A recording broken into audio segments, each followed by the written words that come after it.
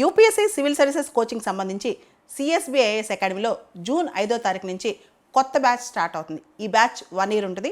ఇది ఆన్లైన్లో ఆఫ్లైన్లో యాక్సెస్ చేయొచ్చు. రీసెంట్గా కోనసీమ అంబేద్కర్ జిల్లాలో ఒక విషాదం జరిగింది. గోదావరి నదిలో మునిగిపోయి 8 మంది యువత గల్లంతైపోయి చనిపోయారన్నమాట. వారి శవాలు కూడా ఇంకా పూర్తిగా లభ్యం కాలేదు. అసలు ఇంతమంది యువత మనం చూస్తే మొన్న గత నెల రోజుల క్రితం కడప జిల్లాలో 5 యువత చనిపోయారు. ఇదే దిశగా పొలాల్లోకి వెళ్ళి ఈతకెళ్ళి నీళ్ళలోకి వెళ్ళి ఇలా యువత ఎక్కువ మంది నీళ్ళ దగ్గరికి వెళ్ళి నీళ్ళలో మునిగిపోయి ప్రాణాలు కోల్పోతున్నారు. ఇదంతా ఎక్కువగా ఏ టైంలో జరుగుతుంది? శివరాత్రి కావచ్చు, కార్తీక పౌర్ణమి కావచ్చు, ఇలాంటి పర్వదినాల్లో జరుగుతుంది, లేదా సమ్మర్ హాలిడేస్లో జరుగుతుందన్నమాట. ఆంధ్ర, తెలంగాణ దేశవ్యాప్తంగా కూడా నదులు ఉండొచ్చు, సముద్రాలు ఉండొచ్చు, లేదా చెరువులు ఉండొచ్చు. అక్కడికి వెళ్ళి యువత మునిగిపోయి చనిపోతున్నారనమాట.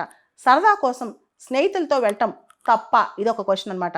అయితే అక్కడ చాలా సందర్భాల్లో మనం పుష్కర్ ఘాట్ల దగ్గర కానీ ఇతర ప్రాంతాల దగ్గర కానీ చిన్న చిన్న చెరువుల దగ్గర కానీ ప్రాపర్ గార్డింగ్ లేకపోవటం, కాషన్ ఏదైనా కెమెరాస్ లేకపోవటం, లేదా కాషన్ బోర్డ్స్ లేకపోవటం, లేదా వైర్స్ ఫెన్సింగ్ లేకపోవటం, ఇదంతా కూడా మన అజాగ్రత్త అని చెప్పుకోవాలి.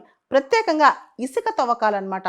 సమ్మర్లో ఏదైతే ఇసుక బాగా తవ్వుతారో ఆ ఇసుక తవ్వకాలు పైన నీళ్ళు వచ్చి మనకు అర్థం కాదనమాట.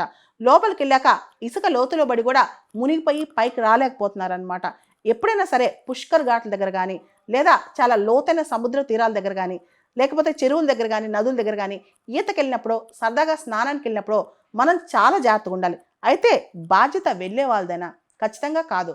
అక్కడున్న లోకల్ బాడీస్, అక్కడున్న వార్డ్స్ కానీ, లేకపోతే అక్కడున్న పంచాయతీ లెవెల్ వ్యవస్థలు కానీ ప్రాపర్ గార్డింగ్ కానీ, ప్రాపర్ ప్లకార్డ్స్ కానీ అవన్నీ పెట్టాల్సిన అవసరం చాలా ఉంది.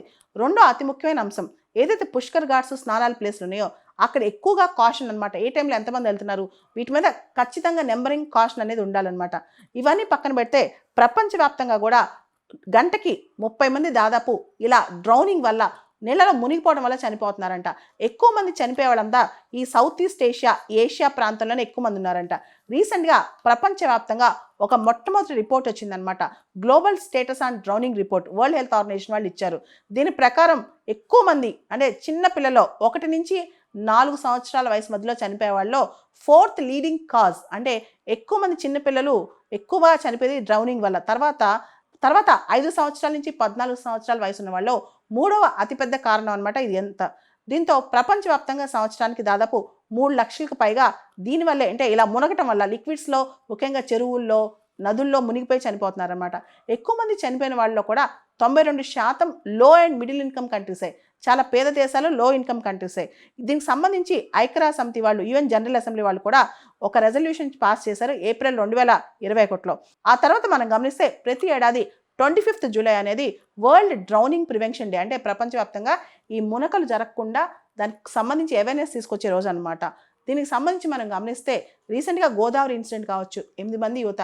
అయితే కొంతమంది తల్లిదండ్రులు అయితే 2 పిల్లలు ఉంటే వాళ్ళని కూడా ఇద్దరిని కోల్పోయిన పరిస్థితి కడపలో కానీ, గోదావరిలో కానీ మనం చూస్తే ఇక్కడ నాగార్జున సాగర్ దగ్గర కానీ ఇలా చాలా సందర్భాల్లో వెళ్ళి స్నానం చేయడానికి వెళ్ళి, పవిత్ర స్నానం చేయడానికి వెళ్ళో, ఈత కోసం వెళ్ళో, సరదాగా వెళ్ళో యువత చనిపోతున్నారు.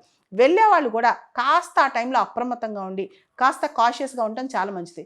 రెండోది, ఒకళ్ళు మునంగానే ప్రొటెక్ట్ చేయడానికి ఇంకోళ్ళు వెళ్తారు. ఒక్కోసారి సముద్రానికి కానీ, చెరువుకి కానీ వీళ్ళందరినీ లాగేసే శక్తి ఉంటుంది అనమాట. కాబట్టి మనం బాగా ఈతొచ్చి, లేదా మనకు అంత శక్తి ఉంటేనే ఇంకోళ్ళ కోసం వెళ్ళాలి. కానీ సడన్గా మనకి ఏది రాకుండా అయ్యో పక్కన ప్రాణం పోతుందని దూకేసాం అనుకో, అందరూ కొట్టుకుపోయే పరిస్థితి ఉంటుంది అనమాట.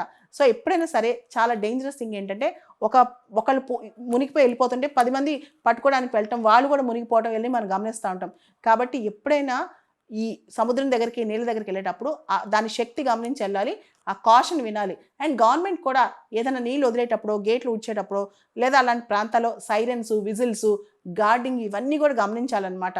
మొత్తం రాష్ట్రంలో ఆంధ్ర, తెలంగాణ చెరువులు కానీ, పెద్ద పెద్ద చెరువులు ఎక్కడెక్కడైతే డేంజర్స్ ఉన్నాయో, ఆ డేంజర్ జోన్స్ ఉన్నాయో ఆ టైంలో అలర్ట్స్ కూడా చాలా ఉండాలన్నమాట. కేరళ లాంటి ప్రదేశాల్లో మనం బీచ్ దగ్గరికి వెళ్తే, ఎప్పుడైతే బీచ్ చాలా ఫ్యూరియస్గా ఉంటుందో, చాలా అంటే డేంజరస్గా ఉంటుందో, ఆ టైంలో మొత్తం రోప్స్ వేసి కట్టేసి కంప్లీట్గా అక్కడున్న పోలీస్ వింగ్ అంతా అక్కడ ఉంటుంది అనమాట, గార్డ్ చేస్తూ ఎవరిని లోపలికి కూడా రానిరు. సో అట్లా కొన్ని ప్రదేశాలు ఆ డేంజర్ జోన్లో ఉన్నప్పుడు మాత్రం, కెప్రీషియస్గా ఉన్నప్పుడు మనం చాలా జాగ్రత్తగా ఉండటం మంచిదన్నమాట. యూపీఎస్సీ సివిల్ సర్వీసెస్ కోచింగ్ సంబంధించి సిఎస్బిఐఎస్ అకాడమీలో జూన్ 5వ తారీఖు నుంచి కొత్త బ్యాచ్ స్టార్ట్ అవుతుంది. ఈ బ్యాచ్ 1 ఇయర్ ఉంటుంది. ఇది ఆన్లైన్లో ఆఫ్లైన్లో యాక్సెస్ చేయొచ్చు.